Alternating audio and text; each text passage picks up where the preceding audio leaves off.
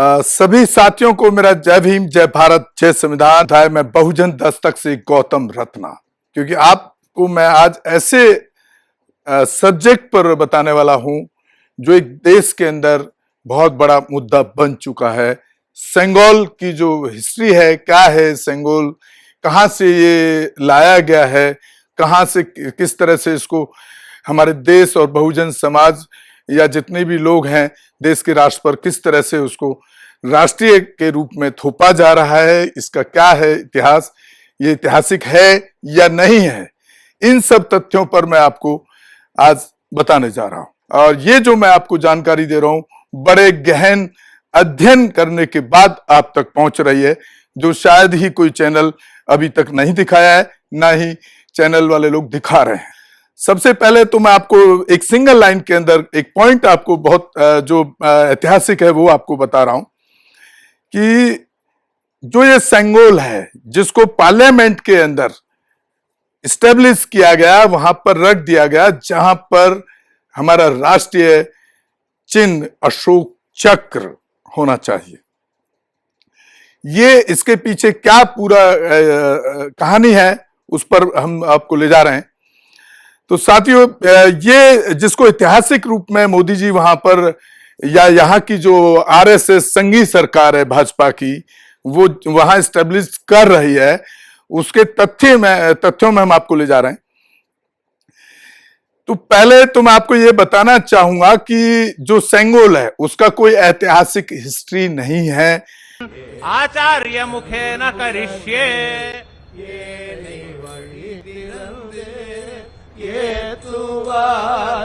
को और सभी आदीनों को साष्टांग नमस्कार कर रहे हैं। वाडुदुरै आदीनम ने पंडित नेहरू को सेंगोल भेंट किया। ओ घटना का पुनरावर्तन अंग्रेजों के इतिहास में भी आप पढ़ सकते हैं, जो ब्रिटिश अंग्रेजों द्वारा उस टाइम के पूरे इतिहास को लिखा गया है, या जो भारतीय इतिहासकार हैं उन्होंने भी जो लिखा है। सेंगोल क्या है? सेंगोल नंदी के नाम से जाना जाता है, नंदी बैल को कहा जाता है हिंदी में, ये आपको मैं बता रहा हूं। और जो ये छड़ी है जिस पर नंदी है ऊपर, ये उस टाइम के अंदर जब नेहरू देश के प्रधानमंत्री थे तो उनके घर में जाकर के इसको सौंपा गया, ना कि पार्लियामेंट में, ना कोई किसी मंत्रियों के सामने, ना सरकार के सामने। तो सबसे पहले चीज तो यह ऐतिहासिक हो ही नहीं सकता, क्योंकि किसी प्रधानमंत्री को किसी धर्म के आस्था के लोग या किसी जाति के लोग अपनी किसी पहचान के रूप में कुछ प्रेजेंट करते हैं तो उसको इतिहास नहीं माना जा सकता है। जैसे सपोज दैट आज ही अगर देश के प्रधानमंत्री मोदी को अगर सपोज दैट मुस्लिम समाज के लोग जाएं और वो उनको कुरान की आयतन सौंप कर आ जाएं और उनके घर में उसको सौंपा जाए तो उसको ऐतिहासिक तथ्य नहीं माना जा सकता है। या सिख हैं, सिख उनको तलवार स्वरूपा भेंट कराएं, या हिंदू हैं वो गदा भेंट कराएं, या वो त्रिशूल भेंट कराएं, मतलब इस तरह की जो चीजें अगर किसी प्रधानमंत्री के घर में जाके उसको सौंपी जा रही हैं तो उसको आप ऐतिहासिक काम नहीं कह सकते हैं, उसको ऐतिहासिक क्षण में नहीं गिना जा सकता है। ये उसी तरह का बिल्कुल एक वाकया है जो कि ये नेहरू के घर में जाकर के उनको प्रेजेंट किया गया। तो ये ऐतिहासिक नहीं है, बिल्कुल ये तथ्यों के साथ हम आपको बता रहे हैं। अब ये सेंगोल है क्या, सेंगोल की हिस्ट्री क्या है, उस पर मैं आपको जो बड़े गहन अध्ययन के साथ में, हम 2 दिन से इस पर रात दिन हमने पढ़ने की कोशिश की है, बहुत सारे जो बुद्धिजीवी हैं, इतिहासकार हैं, उनसे हमने इसकी जो जानकारी ली है उसको मैं आपको बताने जा रहा हूं। हम आते हैं अभी मोदी सरकार का जो पूरा स्ट्रक्चर है वो इस पर किस तरह से काम कर रहा है वो मैं आपको बताने जा रहा हूं। यह अच्छा है कि मोदी ने लोकतांत्रिक और विकास पर ध्यान केंद्रित का ढोंग छोड़ दिया है। उनका आत्ममुग्ध स्वभाव खुलकर सामने आ गया है। साथ ही यह तर्क कि वह हिंदुत्ववादियों की तरह नहीं है, झूठ साबित हुई है, क्योंकि वह वही कर रहे हैं जो वे करना चाहते हैं। हिंदू राष्ट्र की स्थापना वर्तमान में उन्होंने इसे एक प्रतीक के माध्यम से किया है जो राजशाही का प्रतिनिधित्व करता है।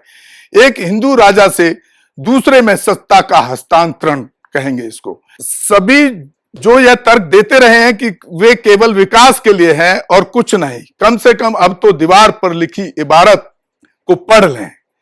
सेनगोल किसी आश्रम के सभी पुजारी हवन और उनके सामने राजा का दंडवत होना, वक्ता के आसन के पास राजदंड स्थापित करना, क्या लोकतंत्र का सही समझ रखने वाला कोई व्यक्ति इसकी सराहना कर सकता है?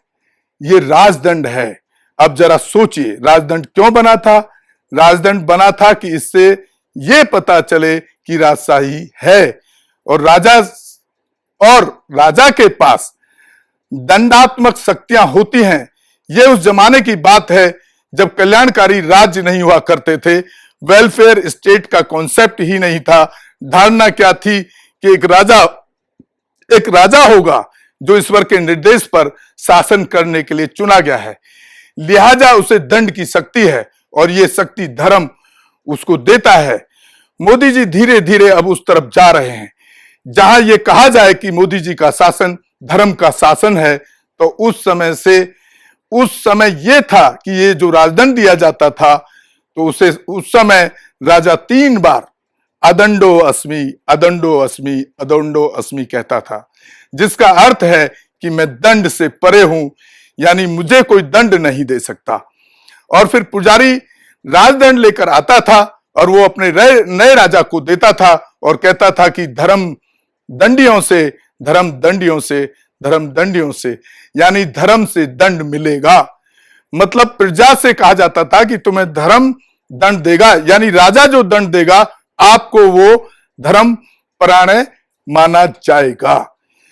तो साथियों, ये पूरा जो सेंगोल की हिस्ट्री मैंने आपको काफी अध्ययन के बाद, निकालने के बाद आप तक पहुंचाने की मैं कोशिश कर रहा हूं।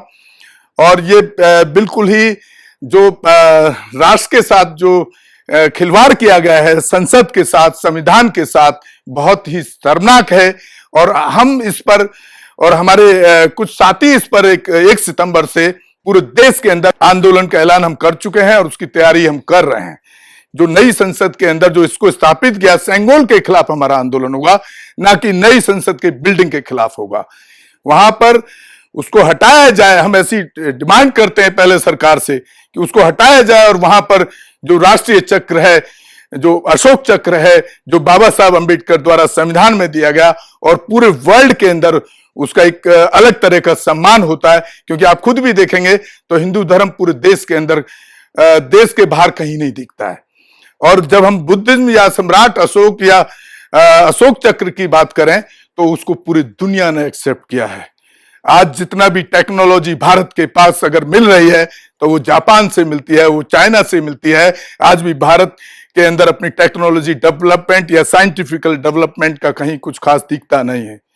तो साथियों, मैं इसी के साथ आपसे विदा लेता हूं और उम्मीद करता हूं कि आप हमारे चैनल को ज्यादा से ज्यादा शेयर करके सेंगोल के इतिहास को पूरे देश के लोगों तक पहुंचाएं, ताकि लोग उसके खिलाफ खड़े हों और एक आवाज बने और उसके खिलाफ में एक जन आंदोलन करने की जरूरत है और उसके खिलाफ एक जन आंदोलन किया जाए ताकि इस फैसले को वापस लिया जाए।